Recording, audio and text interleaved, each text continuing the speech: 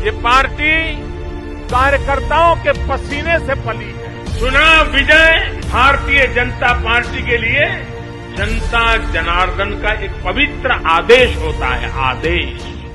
आपली पार्टी म्हणजे भारतीय जनता पार्टी ही फक्त देशातील नव्हे तर जगातील सर्वात मोठी पार्टी झालेली आहे। प्रथमतः आपणा सर्वांना भाजपाच्या स्थापना दिनाच्या हार्दिक शुभेच्छा।